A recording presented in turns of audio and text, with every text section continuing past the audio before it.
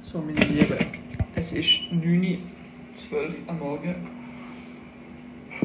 vom 4.4. Ja, vom 4. April 2025. Heute ist Samstag. Ich bin vor 20 Minuten schon mal wach gewesen. Wie viel 20 Minuten schon mal wach gewesen, aber zu müde. Weil ich natürlich gefunden habe, es ist eine tolle Idee, bis morgen um 4 Uhr wach zu bleiben. Und wieder das Factsheet optimisieren. Jetzt bin ich halt müde.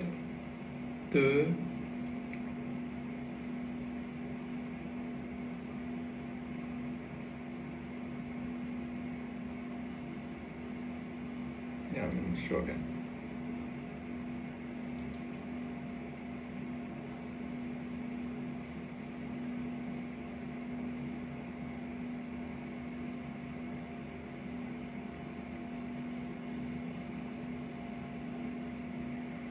Anyways, wir gehen weiter mit 2 Kings 11. Queen Athaliah rules in Judah. When Athaliah, the mother of King Ahaziah of Judah, learned that her son was dead, she began to destroy the rest of the royal family.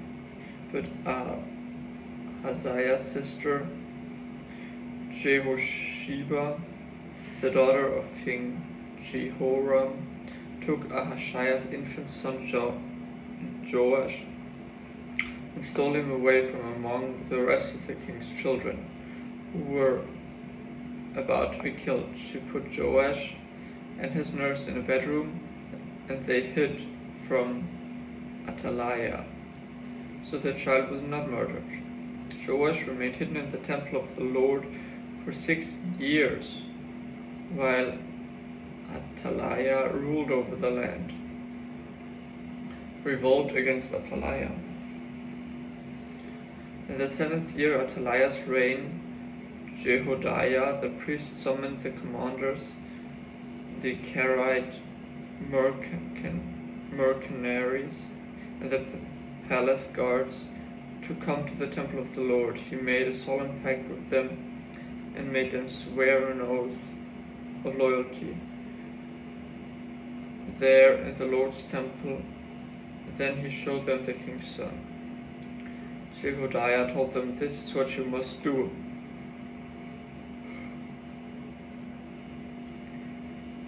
A third of you who are on duty on the Sabbath are to guard the royal palace itself. Another third of you are to stand guard at the Sur gate, and the final third must stand guard behind the palace guard. These 3 groups will all guard the palace. The other 2 units who are off duty on the Sabbath must stand guard for the king at the Lord's temple. Form a bodyguard around the king and keep your weapons in hand. Kill anyone who tries to break through. Stay with the king wherever he goes." So the commander did everything as Jehoiada the priest ordered. The commanders took charge of the men reporting for duty that Sabbath, as well as those who were going off duty. They brought them with the spears and small shields that had belonged to King David, and restored it in the temple of the Lord. The palace guards stationed themselves around the king with their weapons ready. They formed a line from its south side of the temple around the north side, and all around the altar.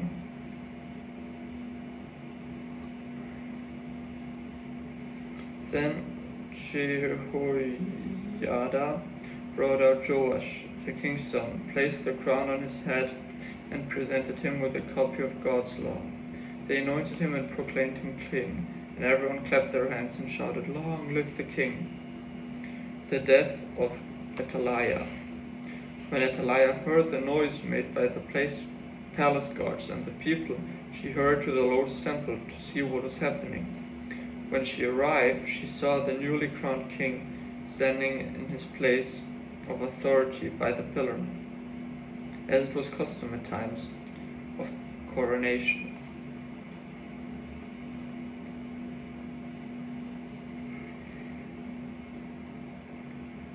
The commanders and trumpeters were surrounding him, and people from all over the land were rejoicing and blowing trumpets. When Athaliah saw this, she tore her clothes in despair and shouted, "Treason! Treason!" Then Jehoiada the priest ordered the commanders who were in charge of the troops, "Take her to the soldiers in front of the temple and kill anyone who tries to rescue her." For the priest had said, "She must not be killed in the temple of the Lord." So they seized her and led her out of the gate where horses enter the palace grounds, and she was killed there. Jehoiada's religious reforms. Then Jehoiada made a covenant between the Lord, the king, and the people that they would be the Lord's people. He also made a covenant between the king and the people, and all the people of the land went over to the temple of Baal and tore it down. They demolished their altars and smashed the idols to pieces, and they killed Mattan, the priest of Baal, in front of the altar. Jehoiada the priest stationed guards at the temple of the Lord. Then the commanders, the Karaite mercenaries, the palace guards, and the people and all the people of the land escorted the king from the temple of the Lord. They went through the gate of the guards into the palace, and the king took a seat on the royal throne.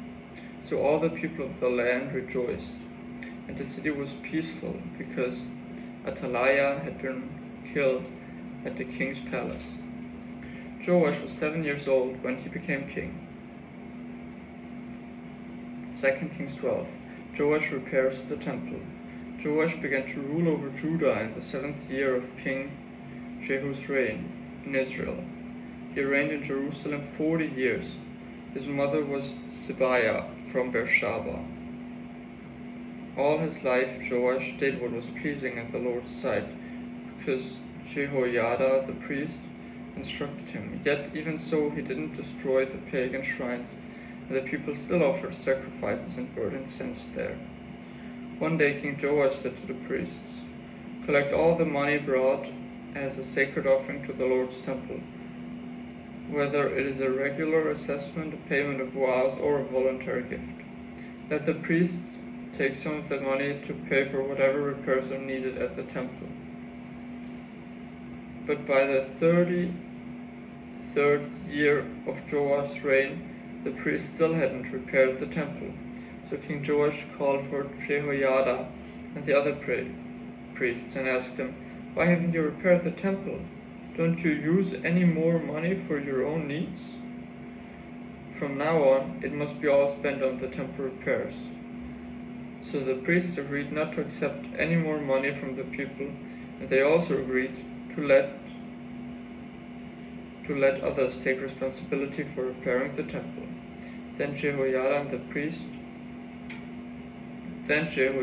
priest bored a hole in the lid of a large chest and set it on the right-hand side of the altar at the entrance of the temple of the Lord. The priests guarding the entrance put all the people's contribution into the chest. Whenever the chest became full, the court secretary and the high priest counted the money that had been brought to the Lord's temple and put it into bags. Then they gave the money to the construction supervisors, who used it to pay the people working on the Lord's temple, the carpenters, the builders, the masons, and stonecutters. They also used the money to buy the timber and the finishing stone needed for repairing the Lord's temple. And they paid any other expense related to the temple's restoration. The money brought to the temple was not used for making silver bowls, lamps, snuffers, basins, trumpets, or any other articles of gold or silver for the temple of the Lord. It was paid to the workmen, who used it for the temple repairs. No accounting of this money was required for the construction supervisors, because they were honest and trustworthy men. However, the money was contributed for guilt offerings and sin offerings. However, the money that was contributed for guilt offerings and sin offerings was not brought into the Lord's temple. It was given to the priests for their own use. The end of Joash's reign. About this time, King Hazael, king of Aram, went to war against Gath and captured it. Then he turned to attack Jerusalem. King Joash collected all the sacred objects that Jehoshaphat, Jehoram, and Ahaziah, the previous king of Judah, had dedicated, along with what he himself had dedicated. He sent them all to Hazael, along with all the gold in the treasuries of the Lord's temple and the royal palace. So Hazael called off his attack on Jerusalem. The rest of the events of Joash's reign and everything he did are recorded in the book of the history of the kings of Judah.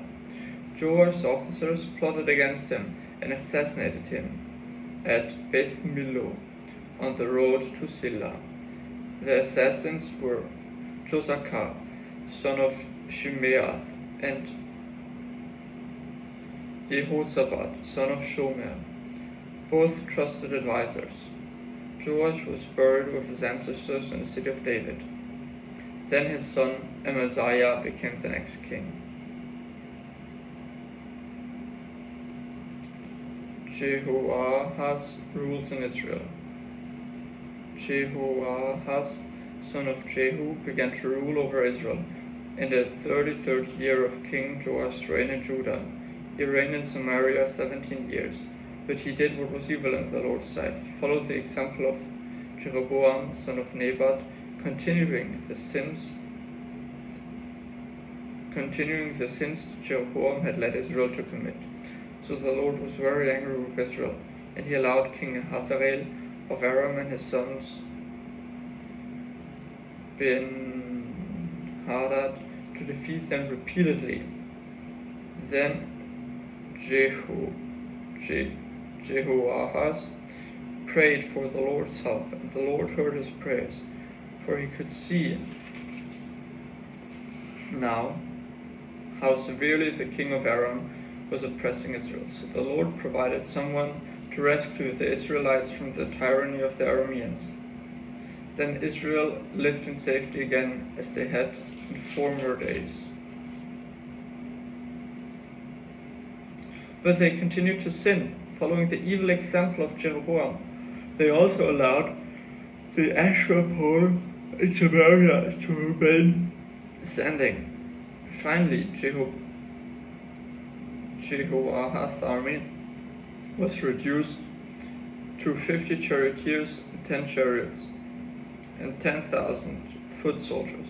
The king of Aram had killed the others, trampling them like dust under his feet. The rest of the events of Jehoahaz's reign, everything he did, and the extent of his power are recorded in the book of the history of the kings of Israel. When Jehoahaz died, he was buried in Samaria. When his son Jehoash became the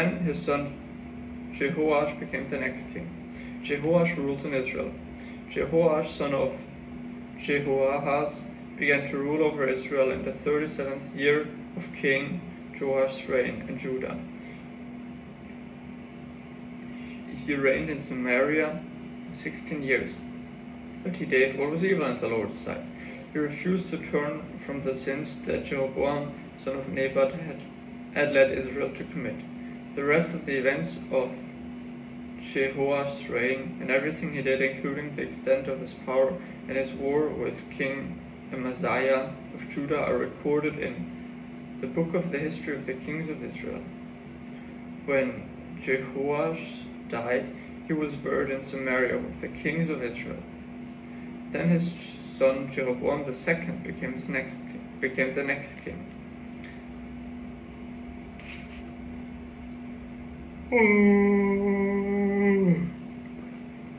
Elijah's final prophecy.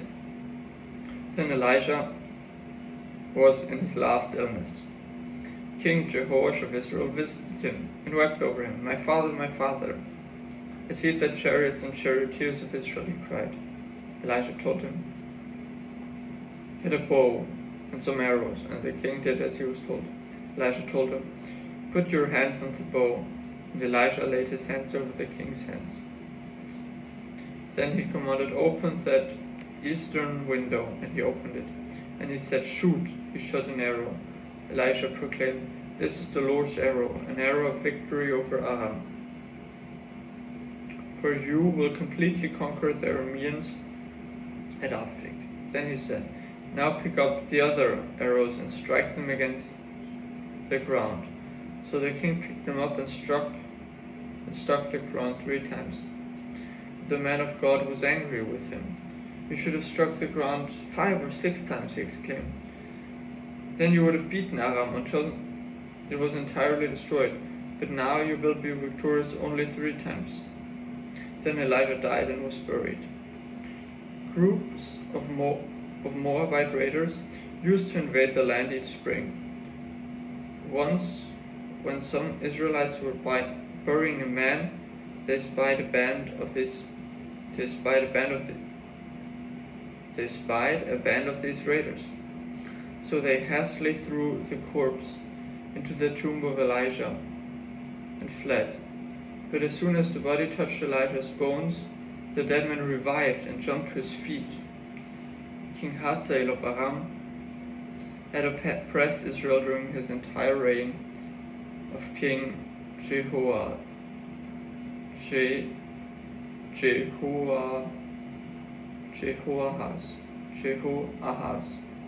But the Lord was gracious and merciful to the people of Israel, and they were not totally destroyed. He pitied them because of his covenant with Abraham, Isaac, and Jacob. And to this day, he still has not completely destroyed them or banished them from his presence. King Hazael of Aram died, and his son Ben-Hadad became the next king. Then Jehoash, son of Jehoahaz, recaptured it from Ben-Hadad, son of Hazael, the towns that had been taken from Jehoash's father,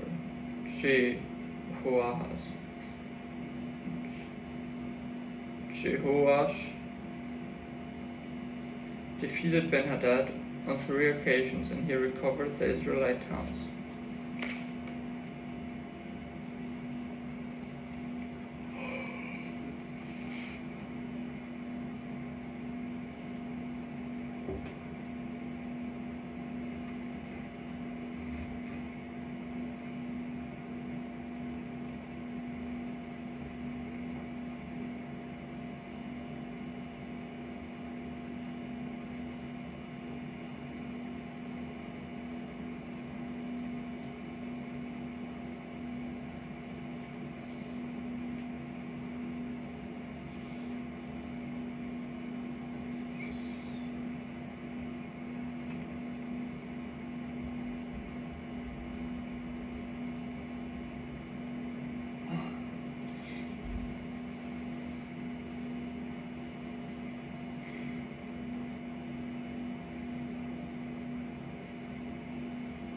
Second Kings 14.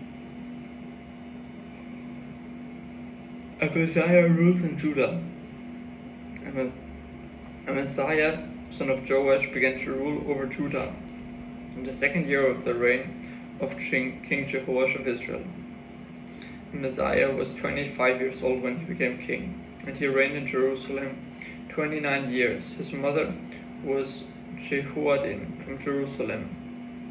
Amaziah did what was pleasing in the Lord's sight, but not like his ancestor David. Instead, he followed the example of his father Joash. Amaziah didn't destroy the pagan shrines, and the people still offered sacrifices and burned incense there. When Amaziah was well established as king, he executed the officials who had assassinated his father. However, he did not kill the children of the assassins, for he obeyed the command of the Lord, as written by Moses in the book of the law. Parents must not be put to death for the sins of their children, nor children for the sins of their parents. Those deserving to die must be put to death for their own crimes. Amaziah also killed 10,000 Edomites in the valley of Salt. He also conquered Selah and changed its name to Joktheel, as it is called to this day. One day Amaziah sent messengers with this challenge to Israel's king Jehoash, the son of Jehoahaz, the grandson of Jehu. Come and meet me in battle. But King Jehoash of Israel replied to King Amaziah of Judah with this story. Out in the Lebanon mountains, a thistle sent a message to a mighty cedar tree. Give your daughter in marriage to my son. But just when a wild animal of Lebanon came by and stepped over the a wild animal of Lebanon came by and stepped on the thistle, crushing it. You have indeed defeated Edom, and you are proud of it. But be content with your victory and stay at home. Why stir up trouble that will only bring disaster on you and the people of Judah? But Amaziah refused to listen. So King Jehoash of Israel mobilized his army against King Amaziah of Judah. The two armies drew up their battle lines at Beth Shemesh in Judah. Judah was routed by the army of Israel, and its army scattered and fled to pieces, and fled home. King Jehoash, king of Israel, captured Judah's king Amaziah, son of Joash, and grandson of Ahaziah, at Beth Shemesh. Then he marched to Jerusalem, where he demolished 600 feet of Jerusalem's wall, from the Ephraim gate to the corner gate. He carried off all the gold and silver and the articles from the temple of the Lord. He also seized the treasuries from the royal palace along with hostages, and then returned to Samaria. The test of the events in Jehoash's reign and everything he did, including the extent of his power and his war with King Amaziah of Judah, are recorded in the book of the history of the kings of Israel. When Jehoash died, he was buried in Samaria with the kings of Israel. And his son Jeroboam II became the next king.